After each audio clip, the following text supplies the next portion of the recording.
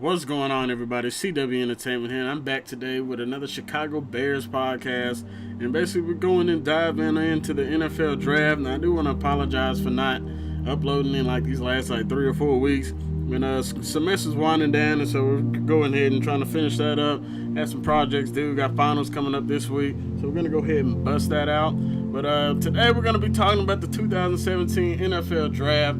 And basically, the Chicago Bears, this is what it is, Chicago Bears podcast. So we're going to talk about what they did, and pretty much we're just going to go down in order with their picks and who they selected. And we're going to go ahead and start off, man, the biggest surprise of the draft. And it was the Chicago Bears trading up to the second overall pick with the 49ers. Wound up giving up their third pick, their third round pick, number 67, their fourth round pick 111. And the third rounder in 2018. They traded all that to go ahead and select quarterback out of North Carolina, Mitchell Trubisky. And I believe, man, it shocked everybody. There is no way it did not shock anybody in this draft. I had no clue that they were even interested in Trubisky. You heard some rumors coming up into the draft, like the final week or so, about they might be interested in a quarterback. I believe that, if they're interested in a quarterback, then it's got to be Deshaun Watson. Because when Ryan Pace had his interview at the Combine, he just kept speaking on, he wants this guy with a lot of leadership that has that ability to win. And, Deshaun Watson filled all of those traits. I'm sure most people thought if they were going to take quarterback, it probably would be either Trubisky or Watson. Some may have thought Mahomes if he would have been there maybe in the second round, or if they would have traded back up into the first round to select Mahomes. I'm sure some people would have thought about that.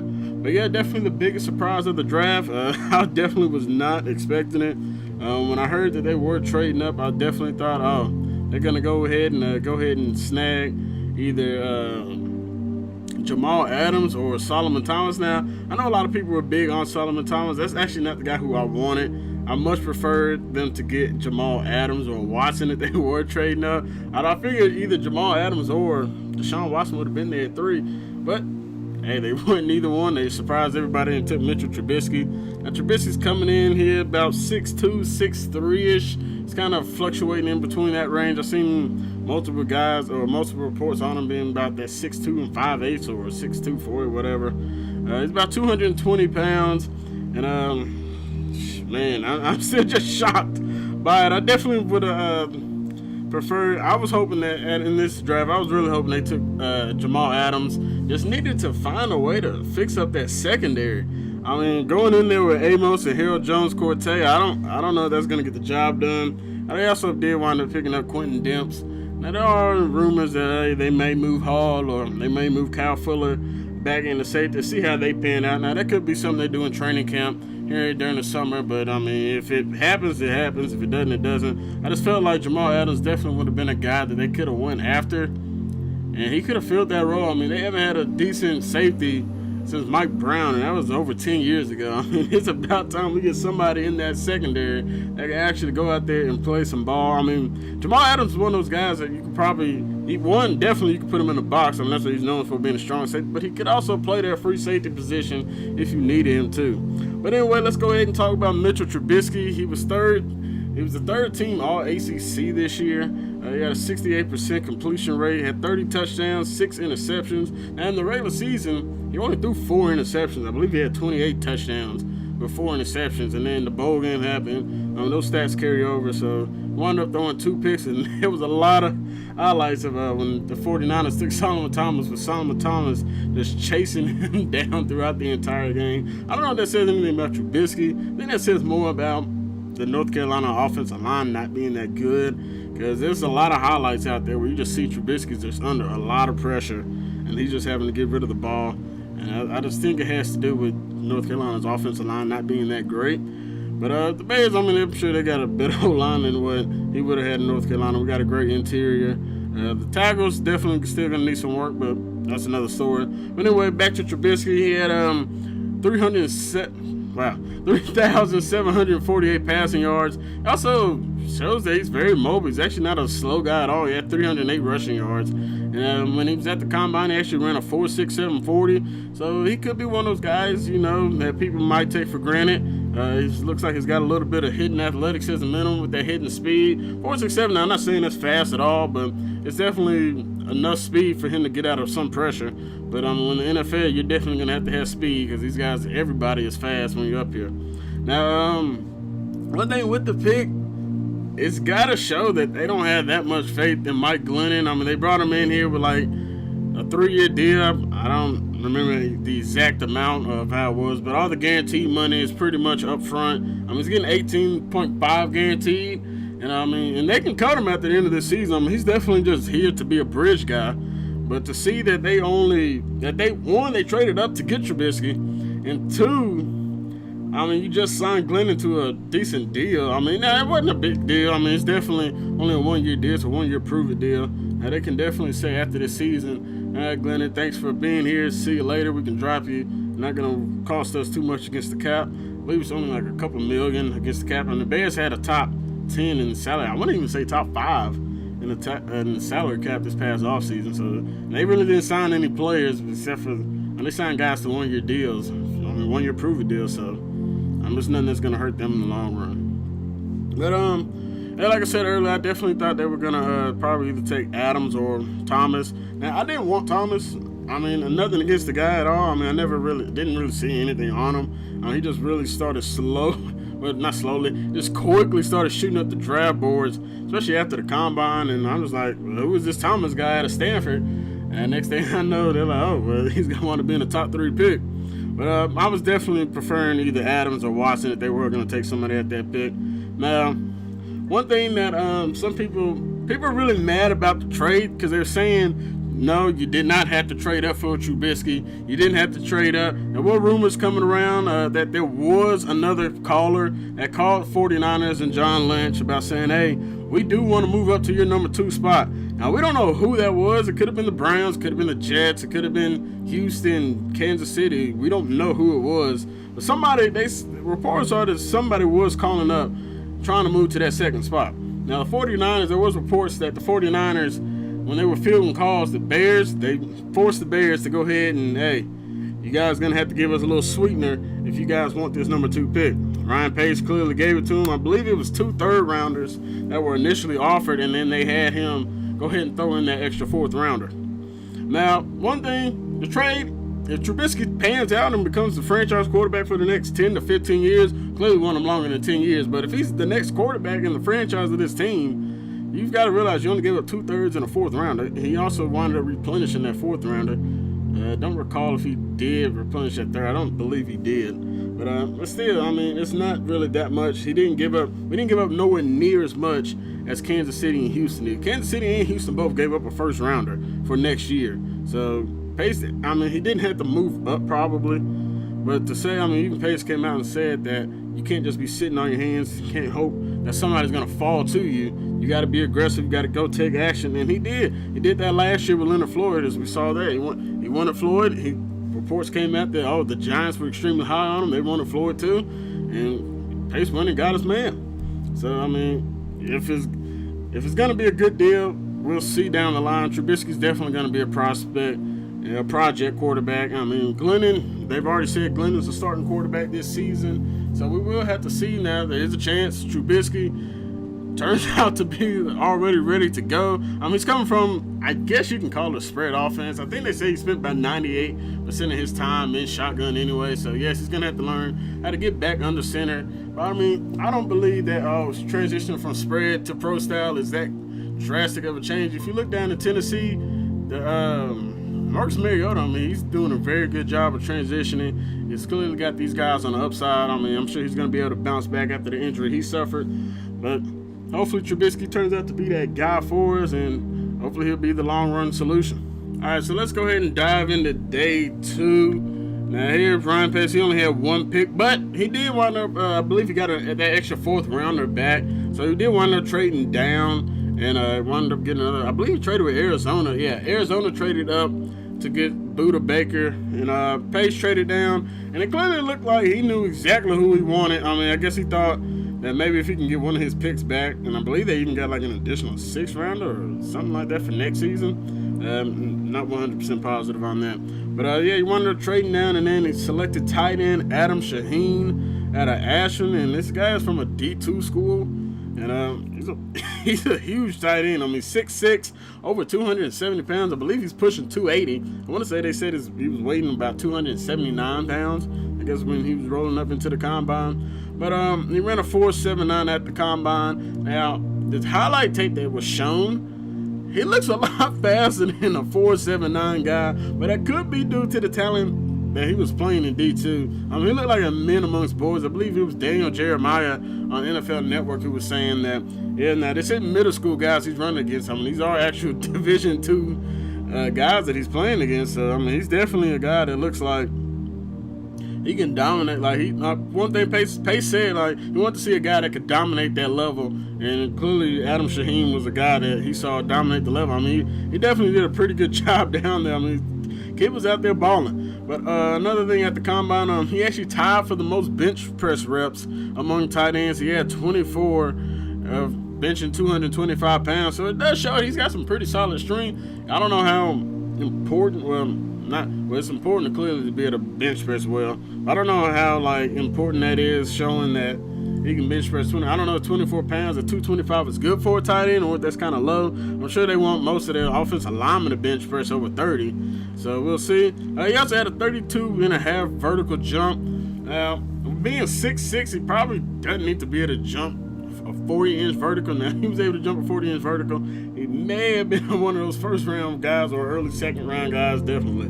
But he was a guy that played basketball in high school, so he's somebody that can be ready to go up there in that red zone and grab those 50-50 balls. Now, that is exactly what it looks like they're going to try to use him for.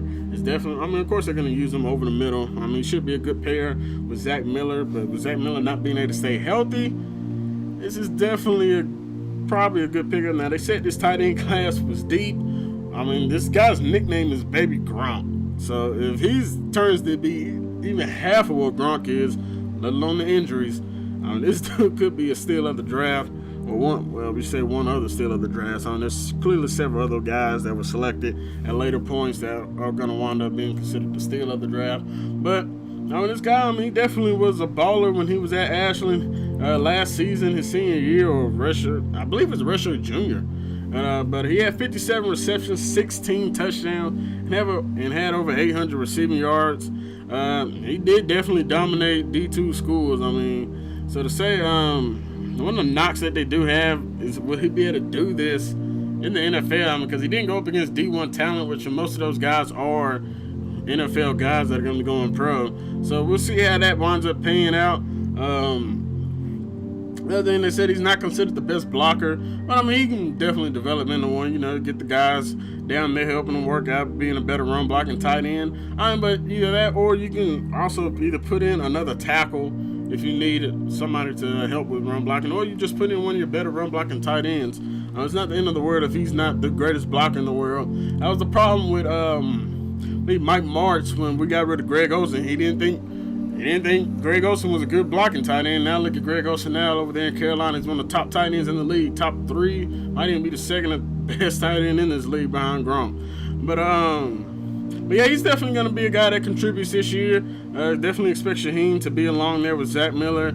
I believe they still got Daniel Brown, but I want to say they re-signed him. I'm not 100% positive on that, but I definitely believe, he's definitely a contributor with Zach Miller. But in college, he did have some very big games. One game, he had 7 catches, 152 yards, and a touchdown. Then the following week, he had 10 catches, 165 yards with 3 touchdowns. And then the week after that, he had 7 catches, 109 yards, and 4 TDs. So the guy was definitely having some really good games his final season at Ashland.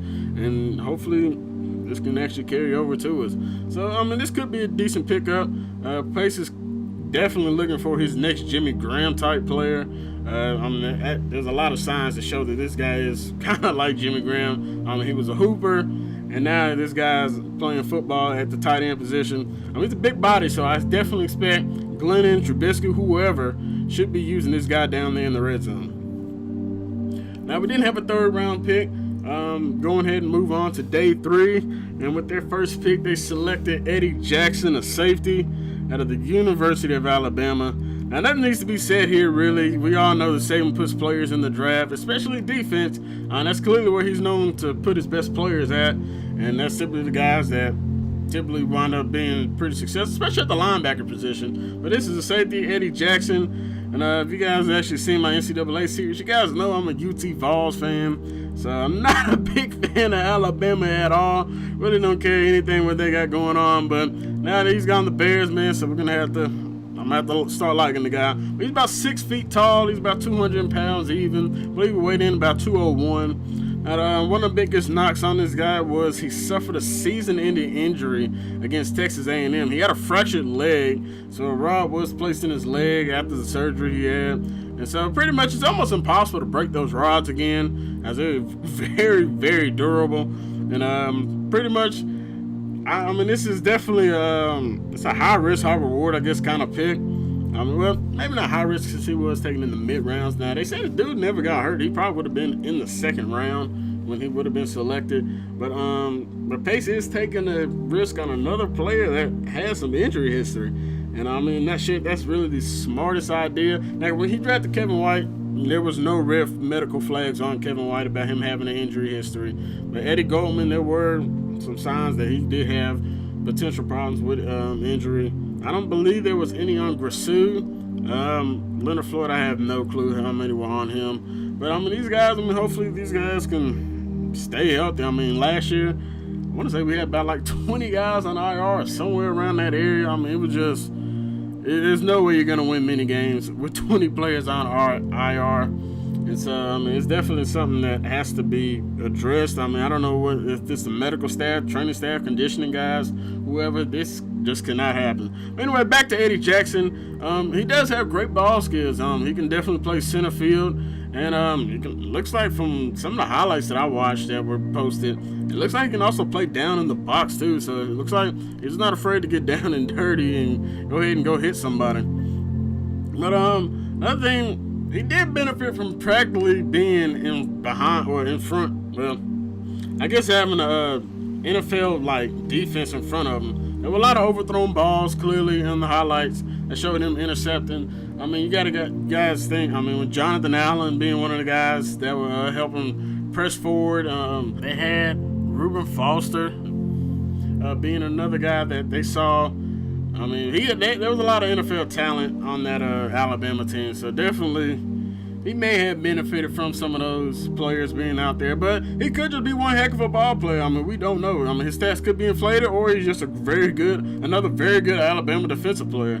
So, not sure basically on that, but he also is a very good punt returner. He has some very good punt return skills. He did wind up playing in 8 games this past season. He was able to take 2 punt returns, 4 TDs. And definitely when you notice him getting interceptions, he definitely uses those punt return skills when he's trying to take the interception all the way back to the house. But he's definitely a guy that if he gets the ball on the hands, he's looking to make plays. He's not looking to go straight down to the ground or straight out of bounds. He's looking to pick up yards and set up the offense for a great field position. Now, the stats he did have at Alabama, in his entire career, he wound up with 94 solo tackles, 7.5 for 4 loss. So, I mean, he was their free safety, so it's not like he was a guy that was supposed to be getting a bunch of tackles behind the line of scrimmage. And then he did wind up leaving there with 9 interceptions. 6 came his junior year. I believe he had 1. I want to say this past season before he wound up being hurt. I mean, he did play a good chunk of. He played a good chunk of the season before he wound up going out against Texas A&M. But he did take 6 of those interceptions. 9 of those interceptions, 4 TDs. So, like I said, he uses punt return skills. I mean, he uses his blockers when the defense turns to block. I mean, he uses those guys to really make sure he gets his best field position as possible, so it's a many yards. I believe he had over 200 interception return yards his junior year, so I mean, he's definitely a guy that you want with the ball in your hands if he's going to get the interception. And he also forced 2 fumbles in his time at Alabama. So hopefully this guy does wind up panning out. I mean, the safety really wasn't addressed in the offseason. Now, they did pick up Quentin Demps. I mean, he might be still could be a good player. The problem is he's 31 years old, so I mean, he's a guy that's getting up there in the age. So we don't know exactly how well he will keep winding up panning out. So hopefully Quentin Demps can, I guess, kind of help bring Eddie Jackson along. Eddie Jackson did wind up bringing, well, I believe he was one of speaking with one of the guys on their app or the ChicagoBears.com website. He was one of speaking with one of their people, and he pretty much gave a nice little message saying how he's gonna work hard and he's gonna give Chicago the best that he can. So hopefully this guy does wind up panning out. Cause we definitely need a safety, man. We haven't had anybody since Mike Brown. We've had some hit or misses here and there. I mean, Major Wright had showed flashes, and we all know the Chris Conner incident. We just keep that out of here. But anyway, we're gonna go ahead and move on later into day number 3. We wound up taking running back. I'm probably gonna butcher his name, but I believe it's Tariq Cohen, and he's a running back out of North Carolina A&T. He's a guy that's 5'6", 100, just about shy of 180 pounds. Now, this guy is a little shifty guy, man. His nickname is the Human Joystick. If you get a nickname like that, man, you definitely know you just got somebody that's going to be pretty quick, shifty, makes excellent cuts. I mean, the guy can definitely do a lot of good cutting. But another thing is about this guy, I mean, it's another Division II guy. Pace wound up taking 3 Division II guys, and I mean, it kind of makes you wonder, is Pace what Pace exactly might be doing? I mean, his philosophy is best player available, so I mean, these guys could have been his best player available. I mean, I'm not sure exactly why he took 3 Division II guys. I mean, some teams don't even take 1, but I mean, the fact that he took 3 kind of makes you wonder. But the guy, Tariq Cohen, he ran a 4.42 at the combine. Like I said, his nickname is the Human Joystick. Now, a lot of people compared him to Darren Sproles, and once again, you got to bring up the comparison with Pace and his New Orleans Saints days. That's definitely something that is going to get brought up quite a bit. He definitely wants to resemble what he had down there with the Saints, with Darren Sproles, and especially from this draft, Darren Sproles with Tariq Cohen, Jimmy Graham with Adam Shaheen. So I mean, you definitely can see it. Now the guy, I mean, this guy, I'm not gonna knock the kid at all. I mean, he has great field vision. He definitely can hide behind those big offensive linemen that we got. I mean, he's one of those little guys, and it's gonna be hard to find him. I remember watching Maurice Jones-Drew, just seeing him hide behind those big guys, and just very hard. I mean, the dude has good vision. He's able to, try to hit those holes. But one knock on him they did say is he wants to hit the home run ball a lot more than he does want to go through the holes. So he's definitely got to learn how to shoot through those holes. I mean, shoot, because sometimes you go through those holes. I mean, they're there for the play's called for a reason. Those holes open up wide enough that you can go hit your home run without having to make a cut all the way back like Chris Johnson would be doing back in, I believe, 2008, 2009 when he went for like 2,000 rushing yards. But he did have a pretty good career over there at North Carolina A&T. Each season he had over 1,000 rushing yards while he played. Now, his freshman year he had 1,148 yards, averaged 5.9 yards a carry, had over 104 yards per game, and he also ran for 8 TDs that year. And he kicked it up another notch going into his sophomore, junior, and senior year. He had 1,340 yards his sophomore year, averaged 6.8 yards a carry. I mean, dude had almost 7 yards a carry his sophomore season, had over 121.8 yards a game, and had 15 TDs. So, I mean, he definitely kicked it into another gear. And then his junior year, he did pretty much almost even better. He had 1,500 yards, averaged 5.8 yards per carry. Now, it went down a yard, but, I mean, if you're averaging practically 6 yards a carry, we're going to take that anytime you can give it. He also had 128.6 yards per game. He also had 15 touchdowns again. And, man, I mean, the kid was definitely balling. So, when he got to his senior year, he had 1,588 rushing yards, averaged 7.5 yards per carry, 132.3 yards per game, and had 18 touchdowns. So, like Pace said, he wants the guys that dominated Division II. It's clearly dominated Division II football. Now, like I said, once again, I mean, it is another Division II prospect. So, we'll see. I mean, he hadn't been up against these NFL-type players, so we'll see if it carries over well or not. But another thing, I mean, people want to knock him for about being a smaller guy. Being small, I mean, yeah, being a running back, of course, I'm sure they want every guy to be 6 foot or taller to play running back. But, I mean, these guys, I mean, they're pretty good a lot of times. If you get somebody that pans out like Darren Sproles, I don't know if Sproles still in the league or not, but I believe he went to Philly last time I saw him. I don't know if he's still out there or not, but I mean, these guys can be very beneficial, especially coming out of the backfield, or if he's a guy that can hit the hole, it's going to be hard to bring the little guy down. I mean, it's going to be hard to see the guy down there. But this is definitely a pretty good pickup. I mean, he's a guy that could probably complement Jordan Howard pretty well. Jordan, he's definitely the big power back, the big bruiser to wear the defense down. And then you put a guy that's very quick and shifty like this in, while the defense is all tired after trying to bring down Jordan Howard with 3, 4, 5, 6 guys. And you put this little quick, little shifty guy in there, and he goes exploding for a big old 50-plus yard touchdown run, or just running for a big old play. Now, once again, I did say some of the knocks were that when he was coming out, his height. I mean, the guy's 5'6". I mean, he's a little guy. He's about, I believe I said, about near 180 pounds or so.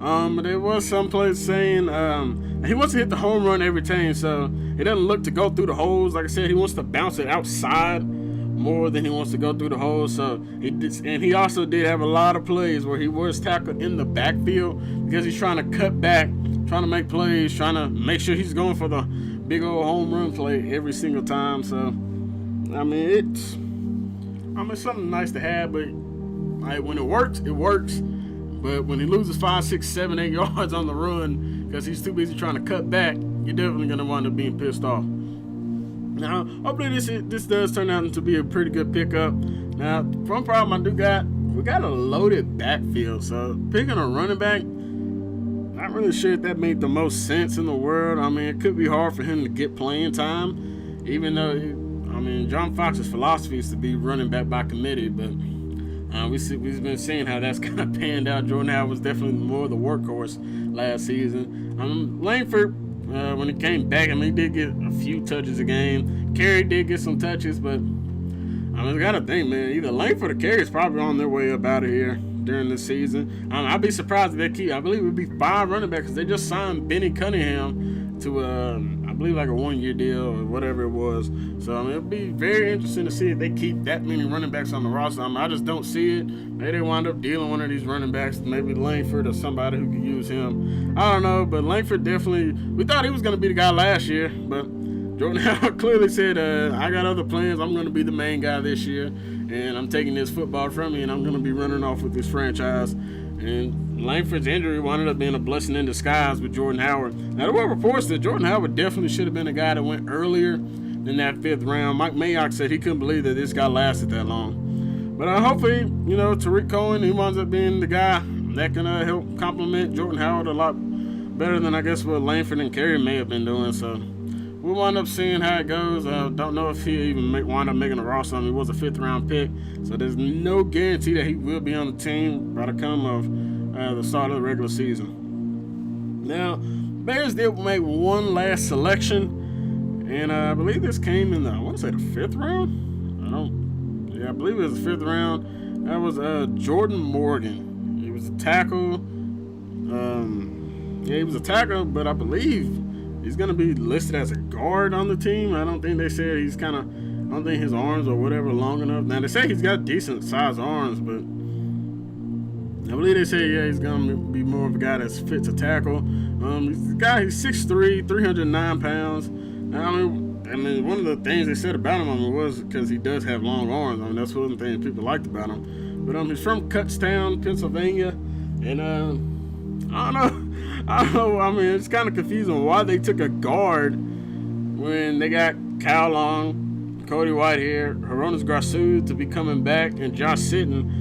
And I believe they still got a couple other guys. I don't know if Eric Kutch is still on the team or whatnot, but they're pretty deep at the guard position, so it really doesn't make sense unless they plan on using him as a tackle, which he did play in college, but I'm not exactly sure if he really needed another guard. Now, at the combine, he only bench pressed 21 reps, so it doesn't show that he might be the strongest guy in the world. I don't know if he just kind of wound up getting tired when he was bench pressing, or if he just couldn't bench press that much weight. But it's definitely going to be something interesting. I'm not sure exactly where Pace is going with this. It's definitely a confusing pick to me. I'm not sure when other holes could have been addressed. We definitely needed to upgrade. We still need to upgrade the secondary. We could even use another linebacker possibly, especially with Danny Trevathan. He's expected to be on the PUP list to start the season, unless he's just grinding his butt off to be there ready for the week 1. I don't see it. They say that's one of the worst football injuries you can have. They say it's even worse than having ACL. What made it worse It happened at the end of the season too, so I mean the recovery time is going to be extended into the next season. And then, I mean, Pace could have even took a receiver. I mean, we didn't even take another receiver. I mean, we're relying on Kevin White to stay fully healthy. Relying on Cameron Meredith to make another step up. We did sign Marcus Wheaton and Kendall Wright. I mean, but those guys are primarily probably slot guys. Wheaton probably could play on the outside, but I expect them to use him more in the slot. So, with this pick, I mean, I really don't know how to feel about it. I mean, I really don't know much about this guy. I didn't know much about Tariq Cohen, but there's more stats on a running back than there is going to be on an offensive lineman. So, I mean, hopefully this guy, can be a guy that can contribute. I mean, maybe he's there to possibly replace Josh Sitton when it's all said and done. I mean, Sitton is a guy, he's got some injury-prone issues, and he is an older guy. I mean, he's over his 30s, but Sitton, who knows how long. Offensive linemen can tend to play for a good little while, so Sitton could be here for a good little time. He's on a 4-year deal, so he's got 3 years left on it. But, time will tell about this guy. I have no clue how they're going to use him.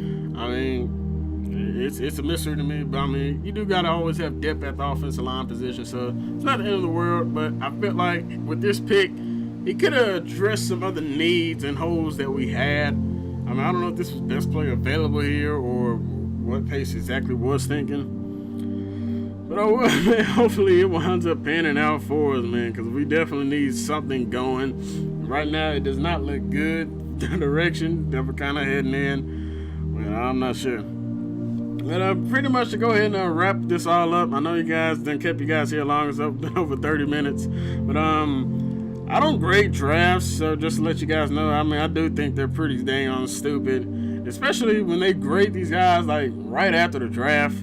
They want to get, I believe somebody, I hardly ever even read them. I believe I saw a grade that said like, the Bears got a D or whatever the draft grade was for it. You can't say a team got a D on a draft or an A or a B or a C. These guys never pan out. I believe there was a lot of Angelo drafts that they said they had A's and B's on them. So, I even believe they even graded like the Cal Long draft like a C. Well, they graded Cal Long like a C. And clearly he's definitely one of the best players on this team right now. And he's the only guy left from that Phil Emery draft class. So I believe he's the only guy left.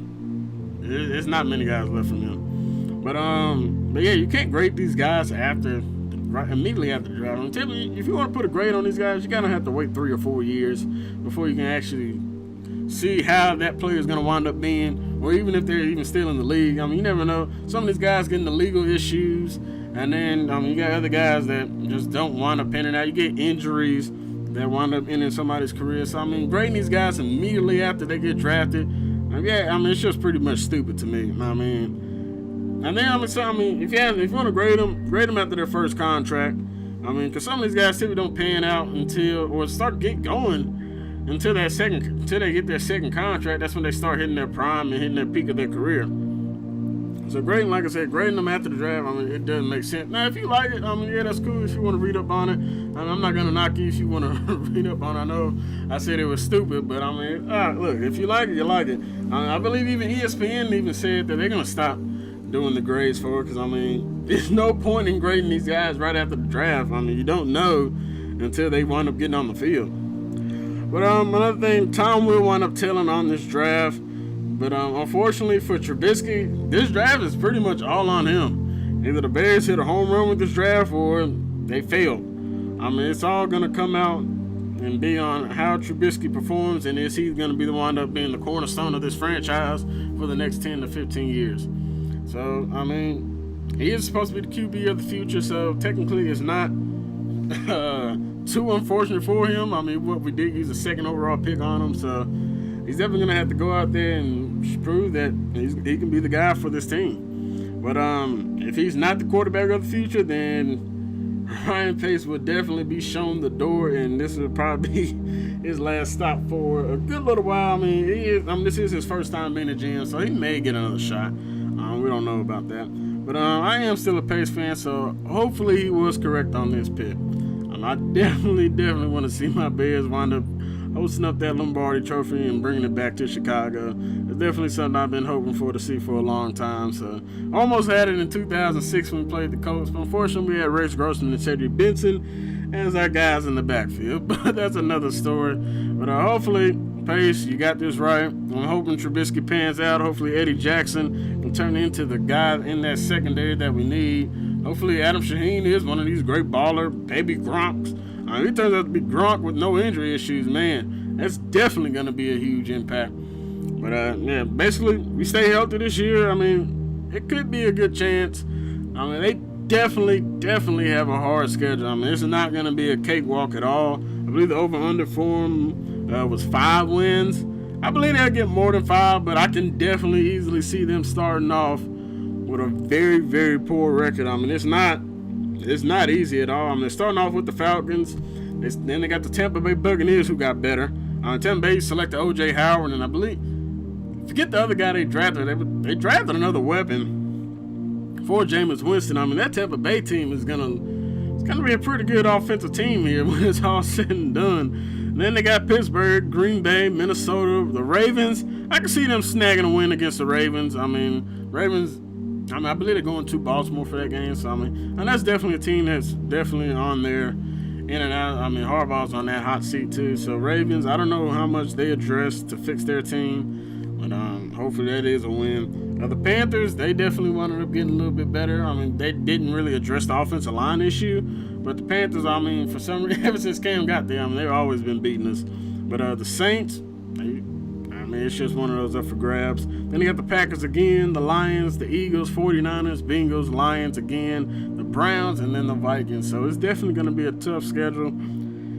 I mean, unless they finish 8-8, I just don't see John Fox probably coming back for another year. I believe Pace is going to wind up kicking John Fox up out of here. He's going to wind up firing him. And I definitely think Pace definitely bought himself a little time with drafting Trubisky. And so I definitely believe that if Fox is gone, I mean, Pace is probably going to have at least another year, maybe 2 years left.